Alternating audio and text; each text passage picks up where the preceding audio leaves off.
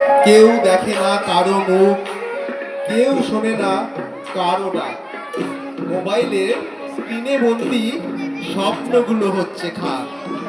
মাঠের খেলা, ঘর বন্দি, বইয়ের পাতায় জমছে ধুলো।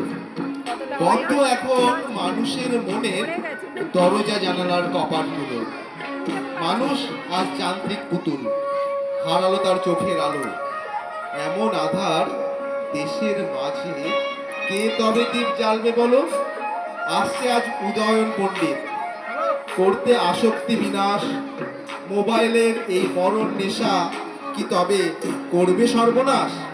দেখুন আজকের নাটক মোবাইলে বন্দি হীরক রাজ্য।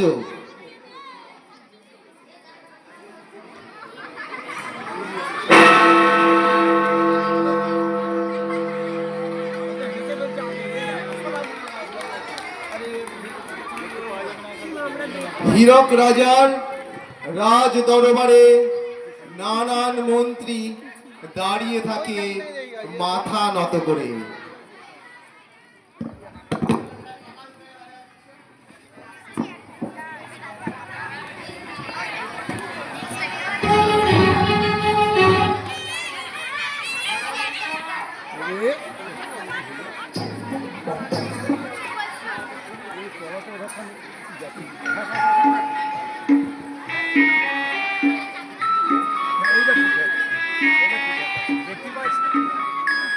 মাথা তো চাইবে না।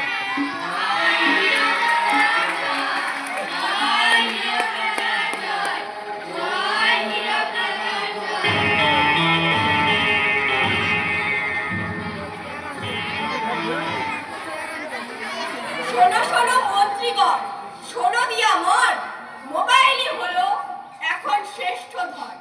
খাবার না জুটলে নেই কোনো ক্ষতি, ডেটা যেন থাকে ফোনে এই বরবতি। ঠিক কিনা? ঠিক ঠিক মহারাজ। অমোঘ আপনার বাণী, ইন্টারনেটে আছে দুনিয়ার সবখানি। ক্ষেত খামার সব জাগবে চুলোয়, লাঙল ধরবে কে? রিলস বানালে জীবন ধন্য, সবাই জানবে যে। পণ্ডিত তুমি কি বলো? জি আজ্ঞা মহারাজ, শাস্ত্র ঘাটলাম আমি, পেলাম এক তথ্য। বই পড়া মানেই হলো জীবন অনর্থ। বাহ বাহ। মহারাজ, রাজা মশাই, আমাদের গ্রামের অবস্থা খুবই বেহাল।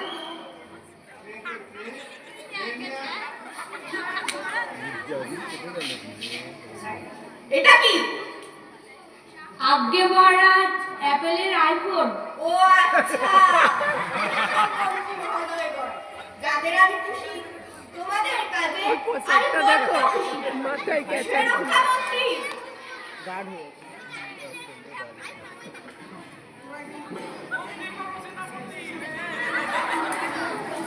শিক্ষামন্ত্রী, আইফোন গিফট খেলি। শিক্ষামন্ত্রী, অর্থমন্ত্রী, তুমি দূরে কেন? তুমি এসো।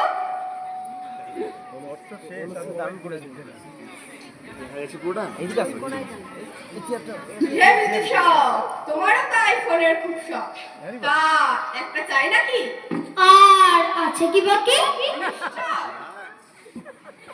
প্রশ্ন করেন হীরক রাজা, উত্তর দেন তারা। ডাক দিয়েছে চাষি মজুর, কিসের এত তারা? ডাক দিয়েছে হীরক রাজা, এখনই বৈজ্ঞানী রে। না জানি কি করে তার যন্তর মন্তর ঘরে। বিজ্ঞানী বলে এবার রাজার কাছে এসে, মগজ ধোলায় যন্ত্র দিয়ে রাজ্য হবে বসে। ভালো কথা, বৈজ্ঞানিক কই? দেখি না তো তারে। আগে তিনি গবেষণা করে। ডাকো তারে, এক্ষুনি আসা চাই, নইলে ক্ষমা নাই।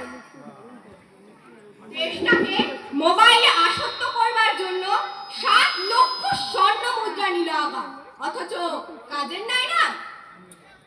রাজ্যে থাকুক ফেসবুক, থাকুক রাজ্যে ইনস্টা, তবে আমি হব খুশি, ভরবে আমার মনটা। ঠিক কিনা? ঠিক ঠিক মহারাজ, রাজ্যে এখন খুশির জোয়ার। আপনি